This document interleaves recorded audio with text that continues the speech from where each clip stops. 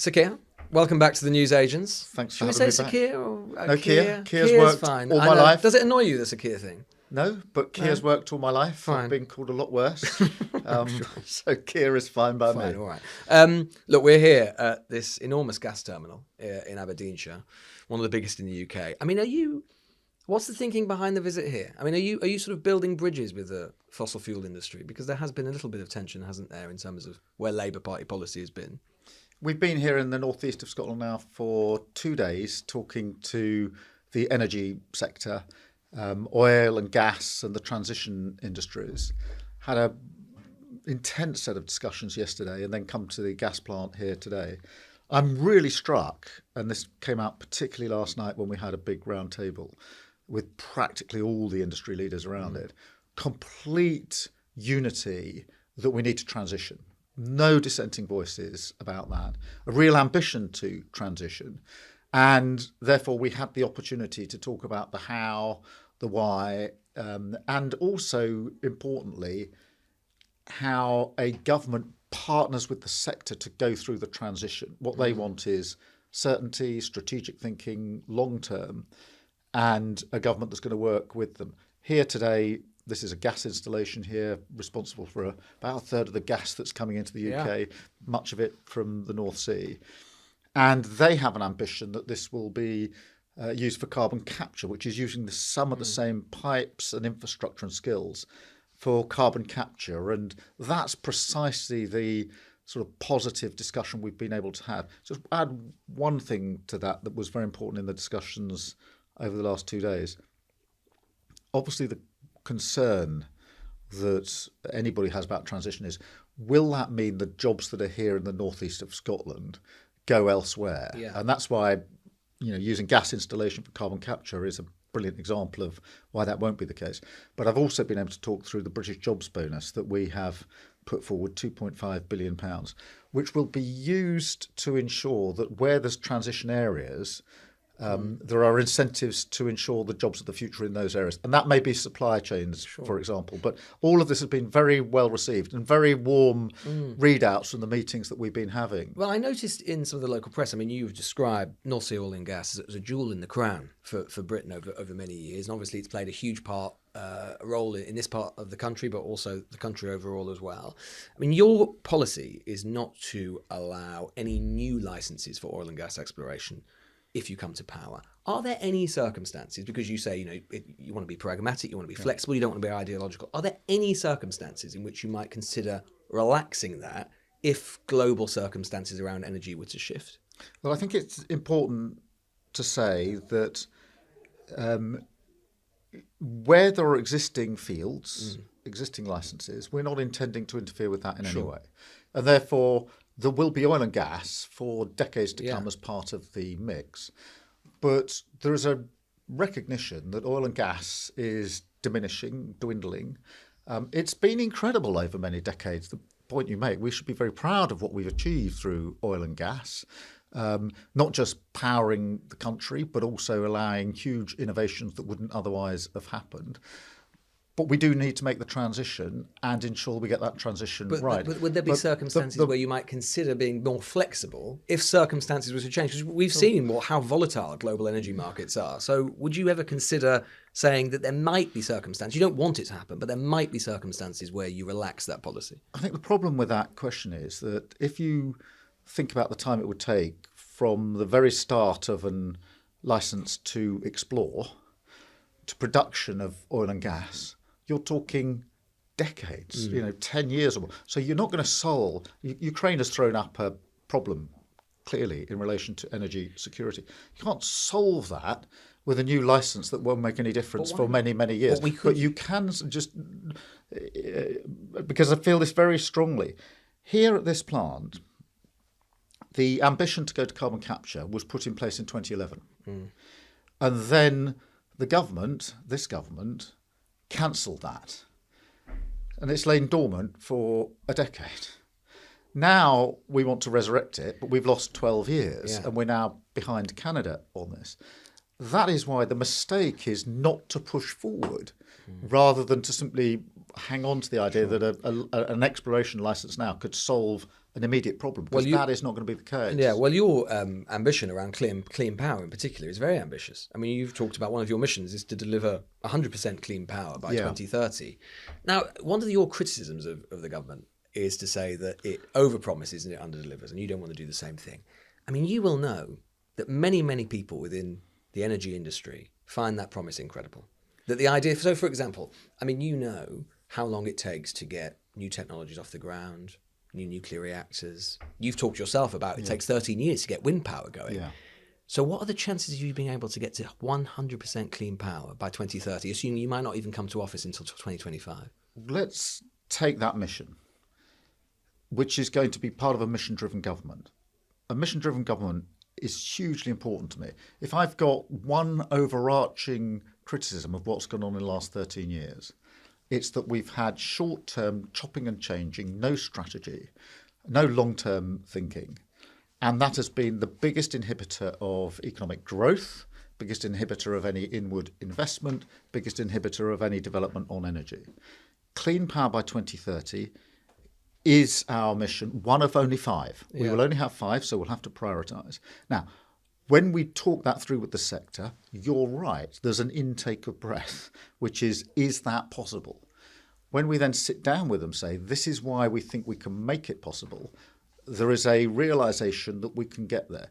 What the sector would say to us, and this is a challenge we will take up, is if you are to achieve that, you're going to have to change the planning laws, because we can't be losing 5 years in planning every time we do an infrastructure project. Sure. You're going to have to make sure that the oversight bodies, the regulators, are fully aligned with what the government's going to want to achieve. You're going to have to make sure that the regulation and framework that we're working in works at speed. But it could take that just to your example of 13 years for a wind farm, which you talk about a lot. I do talk about a lot, because the time it takes to build the wind farm is 2 years. 5 years is lost in planning, and then 6 or 7 years are left because the grid can't get to the wind farm. So we've got to knock out those impediments. I understand, but let's assume you don't come to office till 2025. So it's going to take you probably a year to get planning reform through.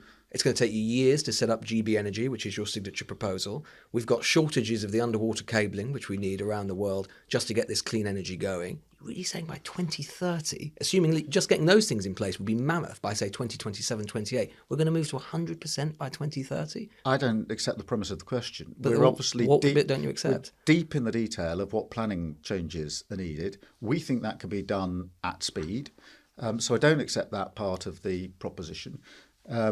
I think that GB Energy can be set up very, very quickly. We're already having discussions about how that would happen. And, there's a difficult and careful balance we have to make at the moment, which is without getting ahead of ourselves, because we've got to go into an election, we've got to win that election. And I'm deeply conscious, as you will know from previous discussions, about how difficult that is going to be for us, given where we landed in 2019. We've got to earn every vote. So we can't get ahead of ourselves, certainly can't get complacent and drive that into the shadow cabinet every week. At the same time, I think we're going to inherit a real mess, and we will be unforgiven if we have not prepared. And so one of the discussions last night was, I don't want a discussion in the first 100 days of an incoming Labour government, if we're privileged enough to come into power, that could have been had now, 6 months, a year out. And so a lot of the planning is going in now. This isn't going to be a Labour government that comes in and on day one starts scratching its head and saying, what are we going to do about planning? I want to make sure that as we get to that election, we are very, very clear what we're going to be doing about that from day one. That isn't getting ahead of ourselves, but it is recognising that because of the mess we'll inherit, we have to be prepared. I want to talk a little bit about the week, because it's been a hell of a political week, hasn't it? A lot happening this week. There's been a fair bit happening this week. Yeah, a fair bit. I suppose we've got to start with the reshuffle. When David Cameron got out that door, that front door, or the car door, going up to Downing Street, did you have your Kay Burley moment? Were you similarly astonished? I have to admit, if you'd asked me 24 hours before... 5 minutes before. 5 minutes before, list all the possible outside chances of people that might be reshuffled in, I would not put David Cameron on it. But I did reflect pretty swiftly on the position that the Prime Minister finds himself in.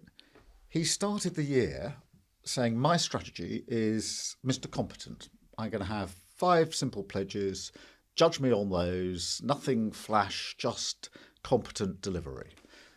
That's blown up, particularly with the Rwanda plan, which is now in tatters. So then he changes in his much hyped conference speech to "I'm Mr. Change." And the problem is, for 30 years, we've had successive leaders, including David Cameron, who haven't acted in the best interests of the country and taken long-term decisions. And I'm the guy that's going to change all of that. So that's his second strategy of the year. 5 or 6 weeks later, that's in tatters. Because he's now, say what you were going to say, he's now brought, but he's brought in the very person that 6 weeks ago he stood on a platform and said this guy wasn't capable of making long-term decisions in the best interest of the country. Do you think he's a chameleon? Rishi Sunak, politically a bit of a chameleon. What I would say is, if you've had 3 strategies in 11 months, you haven't got a strategy, and that's why he's completely at sea without a strategy. I determined when I became leader of the Labour Party that the strategy we needed was a 5-year strategy, change the Labour Party after such a poor result in 2019, demonstrate the government was not fit to govern, then set out our positive case for the future. That's been my 5-year strategy. I've had things thrown at me along the way, buffeted along the way, but I've never deviated from that strategy. I'm not going to. That's a long-term strategy. He's had 3 in a year.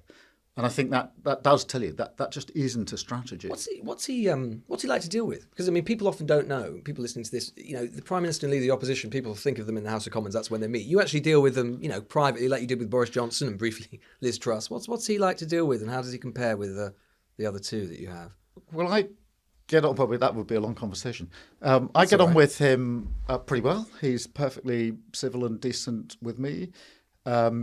He made a point when he first became Prime Minister just over a year ago of making sure he phoned me that evening, which was an opportunity for us to agree that we would robustly challenge each other on the issues that matter.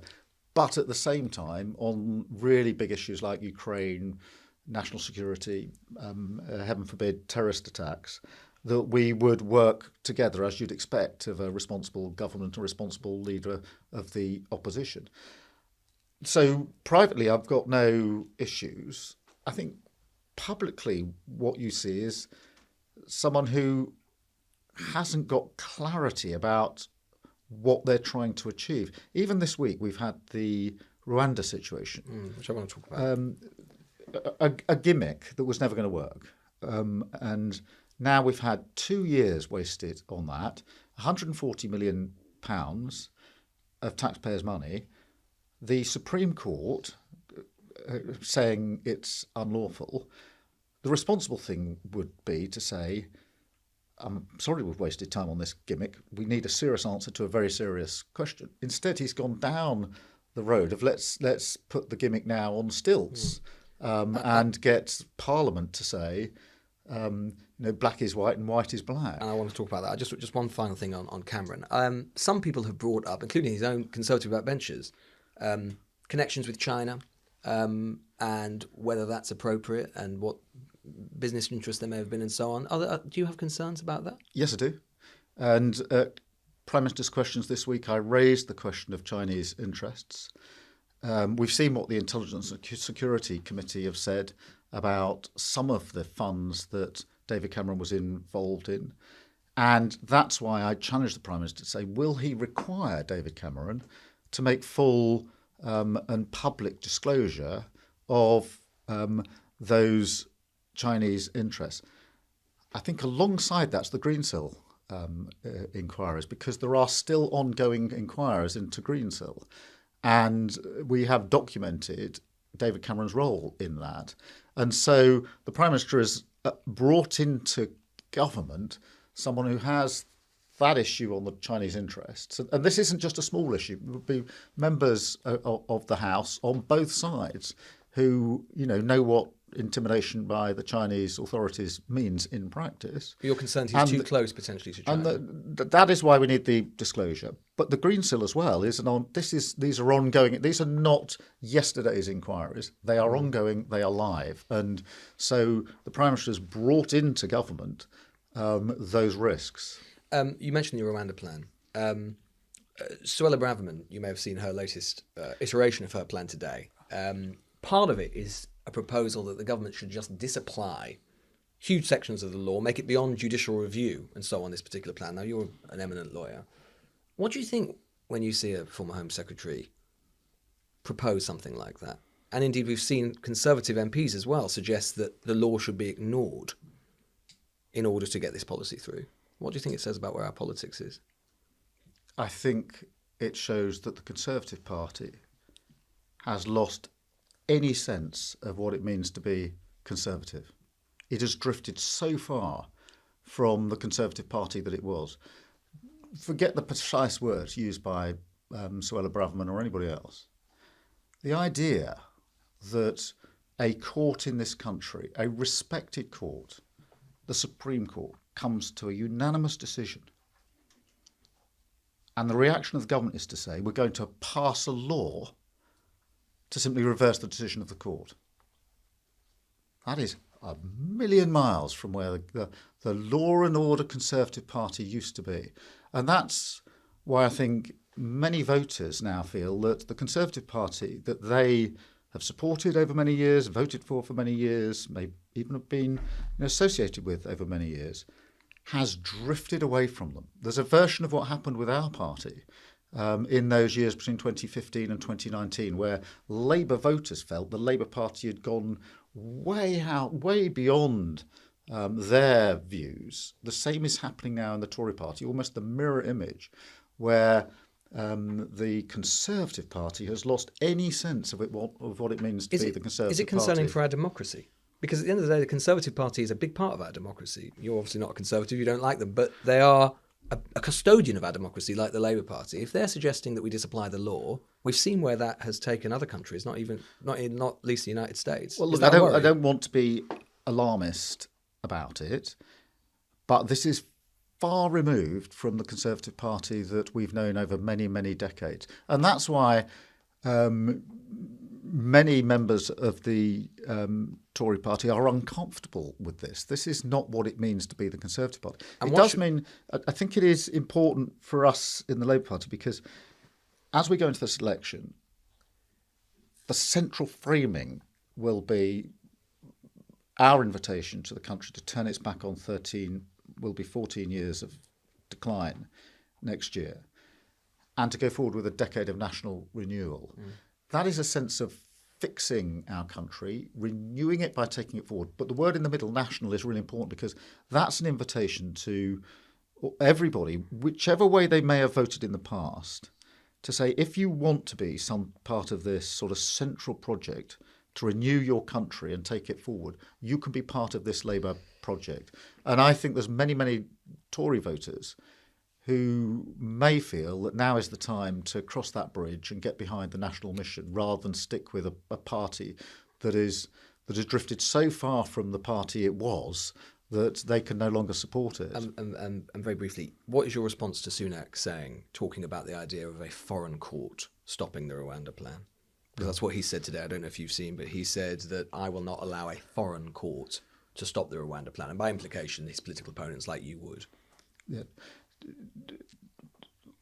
The Prime Minister has simply, time and again, tried to find a scapegoat for his own failure. Lefty lawyers, courts, foreign courts, the House of Lords, you name it. Other than the boats is a serious issue. People coming across in boats, very serious issue, and we've got to stop it. I think the way to do that is to smash the criminal gangs that are running this vile trade. Now, when I was the Chief Prosecutor, Director of Public Prosecutions, we worked with other countries to break gangs that were running drugs, that were running guns, that were running human trafficking. It can be done. The boats that are being used are being made to order. They're being transported across to the north coast of France. And it is possible to break those gangs. Secondly, we need to process the claims, record numbers of claims waiting to be heard, so that if a claim fails, people can be returned. That is a serious response to a serious problem. All you've got is a government that's looking for gimmicks and blaming everybody else. And I think increasingly people are just fed up with it. But a government under you would never withdraw from the ECHR. No. Must ask you about Gaza and Israel, because obviously it's just dominating everything. The 8 frontbenchers who resigned because they decided that they couldn't follow the Labour whip. Is there a way back for them? Back to the front bench at some point? Two things about that. Firstly, my focus is not on the Labour Party here. My focus is on the conflict, terrible conflict in Israel and Gaza. And as we speak here today, hostages who were snatched on the 7th of October are still being held. And in the last 24 hours, we heard the news that one of them's been found dead. And very, very many innocent civilians in Gaza, women and children included, have been killed in the conflict, and there's a terrible humanitarian crisis. Yeah. So the question I've asked myself throughout this is, what is the way in which the Labour Party here, working with others, and international partners we're talking to all the time, can make a material difference on the ground? And I'm absolutely convinced that is a humanitarian pause, which needs to be much longer so humanitarian aid can get in, used as a stepping stone to the cessation of fighting, and that is a stepping stone to the two-state solution. Now, that is something on which everybody in the Labour Party would agree. Now, obviously, we've had a difficult week, lots of difficult discussions, including discussions. Very big rebellion. But lots of difficult discussions. I would just say this. What everybody in the Labour Party, I think across the country, wants to see is an alleviation of the suffering in Israel and Gaza. And so the driving sort of emotion, because we've all seen images that we'll never unsee.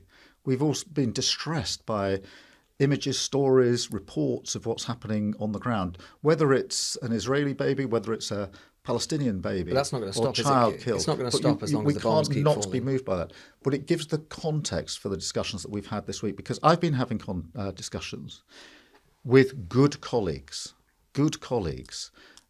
who want to achieve what I want to achieve in a Labour government. This isn't a political split in the normal way you have in politics. It's good people grappling with a really difficult issue and asking themselves, what's the best way forward? Now, I've been clear that a ceasefire is not the right approach at the moment, because Israel has the right to self-defense. Everybody would accept that. That right to self-defense must include the right to take action to get their hostages back safely. It must involve the right to reduce the threat of terrorism from Hamas, who've repeatedly said we want to repeat it. Could you imagine a situation? So you can't just strip a sovereign country of its right to self-defence. Sure, which but is it has been a month now. But a ceasefire. It's been a month now, and there has been terror. The hostages are still being held. They are indeed. But you say, for the moment, can you imagine a circumstance in which your position might change, particularly if Israel continues in the way that it is? I mean, is your support unconditional over the long term to Israel, or could they do something which made you rethink, as indeed someone like President Macron has done? Yeah. Look, I've always said Israel's got to comply with international law. I say it again. Do you think they are? And I've always said, therefore, the support is not a blank cheque. It can't be a blank cheque. But for those that say immediate ceasefire, they have to say to Israel, notwithstanding that your hostage is still being held at gunpoint by murderers, you must lay down your arms, notwithstanding that Hamas is still firing rockets and says we want to repeat the 7th of October over and over again, you must lay down your arms. I don't think there is a prospect of that happening. President Macron. It might be, these things are easily said. Do I want to see I mean, in my Chatham House speech, I said that over time, things will change in relation to the hostages, in relation to the threat from Hamas. And we do want to see a cessation of fighting. And that in itself needs to be a step to a two-state solution. I said that in my Chatham House speech of a couple of weeks ago now. And I said it again on Wednesday. Do you think that Benjamin Netanyahu has made a two-state solution more likely over the years, or less likely? Most of the people that I know and respect in the Jewish community here and in Israel have been protesting against Netanyahu almost every week for as long as he's been in power. Netanyahu? Do you think he's a good man? Look, I think there are going to be consequences for him when this conflict is over, and I was supportive of those protesting against him. Obviously, there's unity in Israel at the moment, but I would just add, to make sure that this point is clear, there is no unconditional support for Israel. Israel has to act in accordance with international law, and that means that innocent civilians must be protected. That means that hospitals, etc., must be protected. And we must keep on putting the pressure on Israel to comply with international law. That's why I've been talking to international leaders in the US, in Europe, in the Middle East, to agree the way in which we give effect to our requirement that this must be in accordance with international law. Do you think that, I mean, you'll have seen Jeremy Corbyn's statement earlier in the week with Piers Morgan, or his interview, talking about Hamas and refusing to call it a terror organisation. Do you think that, and I know you'll say, it's a Labour Party process and so on, but do you think realistically that precludes him, what he said there, from ever returning as a Labour MP? He won't stand as a Labour MP at the next election or any election. His days ever again. His days as a Labour MP are over. What did you think? We when are you a saw changed it? party. What did you think when you saw that interview? I was taken aback and shocked, as I think anybody else would have been. It reaffirmed in me why it is so important to me and to this changed Labour Party that Jeremy Corbyn does not sit as a Labour MP and will not be a candidate at the next election for the Labour Party. That is how far we have changed as a Labour Party.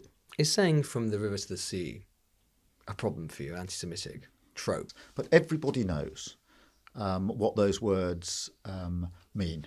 There's no doubt or ambiguity about that.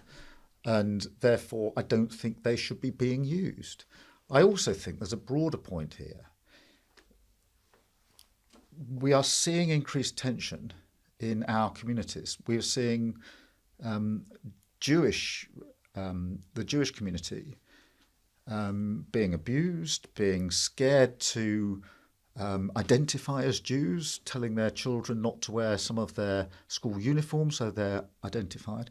We're seeing the Muslim community with women fearing going on public transport. We saw what happened with the far right the other day. Muslims who are being asked to answer questions about organisations that they do not support and do not represent them in any shape or form. So on both sides, and hate crime, Islamophobia, anti-Semitism has gone massively up on both sides. I think all political representatives of all parties, including my own, have a incredibly important duty to reduce that tension and to ensure that we put the safety of our communities first. And therefore, it's not just the phrase that I object to, it's also the direction of travel. Our job is to do everything we can to bring people together and to ensure that there is no further rise in that tension, that conflict that is already there. And that's a solemn duty for all politicians across the House. So finally, I mean, it's been a week where we've seen, as we've already discussed, a former Prime Minister come back into the Cabinet. Any former Labour leader you wouldn't mind coming back? Not maybe Jeremy Corbyn, Tony Blair, former Prime Minister, Gordon Brown. They must be chomping at the bit here when they saw that. When they saw Cameron and thought, that could be me. Is your phone ringing? I'm looking forwards, not backwards. I always look forwards, not backwards. If there were a former Labour Prime Minister, you could resurrect to put in the shadow cabinet or in the cabinet one day. I look forward, not backwards. I mean, but come on, this is just a game. It's just a game. It is a game, but it's also... You're a Wilson fan, aren't you? Look, ever since I became Labour leader, almost everybody, including you, has asked me this question. Where you go at me for my hackneyed question. No. I mean, it's just everybody asked me, well, which Labour leader do you most like? Which one do you want to hug? Which one do you want to tattoo on your head? There's three Labour leaders that have taken us from opposition to power. Attlee, Wilson and Blair. They are all very different individuals, and the circumstances in which they fought were different. I'm the fourth one I want to be the fourth one in that list. The circumstances I face are different to 97, different to 64, different to 45, and that's why I will do it my way with my team, rather than sort of running backwards in history to hug someone. How do you feel about it? I mean, like, you could be Prime Minister in 6 months' time or a year's time. I mean, is it scary? I mean, between you, me, the bedpost, and the 3 people in this room and the 250,000 people listening, is it scary? I mean, it must be a bit intimidating, right? No, I don't feel daunted. This for me is duty. I haven't lived all my life, with the idea even that I would be Prime Minister. I haven't held that as my ambition all through my life. It wasn't what was on my mind in 2015 when I came into Parliament. I was hoping win the election, I might be Attorney General. But when we lost in 2019, I felt a driving sense of duty to get our party back to where it could achieve what it was set up to achieve, which is to represent and change the country on behalf of working people. And that is my central focus and drive. So I'm not daunted. I know it'll be difficult. It's been difficult already along the way. It'll be even more difficult in the final weeks and months into the general election. And even more difficult in government, because government is always more difficult than opposition. I'm not daunted by that. My only concern is about my family. I've always been concerned about them. I've got a wife who has her own life. And I need to ensure that she can live her life in the way that she wants to. And I've got 2 children. I've got a 15-year-old boy and a 12-year-old girl. And my biggest concern is the only concern I have going forward is asking myself over and over again, particularly at the moment, how do I protect them as we go into this? Why do you say particularly at the moment?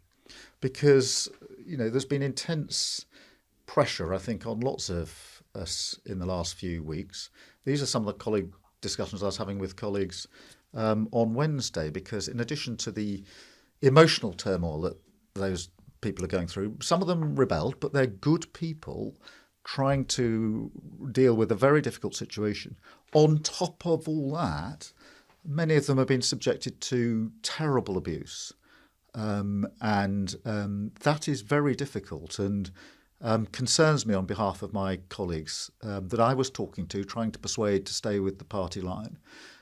They were facing the most incredibly difficult circumstances they probably haven't faced previously in their public life. And so the context has been particularly difficult at the moment. But I'm undaunted. I'm very clear about where we need to get to. This for me is service, not entitlement. And that will be a big difference and reset if we are privileged to come into government. There's been far too much entitlement. We've been having by-elections every few weeks this year. The majority of them caused by individuals who've thrown their toys out the pram because they didn't get peerages. That is entitlement on stilts.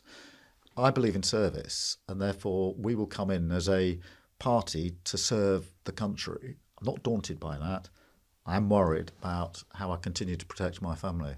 Well, we've just started a new line in newsagents' hoodies. So if we get you one before the election, you'll come back and we can see you again. Yes, of course. You'll wear our newsagents' hoodie. I'll have to have a look at it first. Okay, it's fine. It's got Emily Maitlis' face on. So, I mean, surely anyone would wear that, right? Well, I'll have to get the glitter out my hair as well, which is what happened at party conference. Yeah, thanks so much for making this time. Thank you so much. The Newsagents. This is a Global Player original podcast.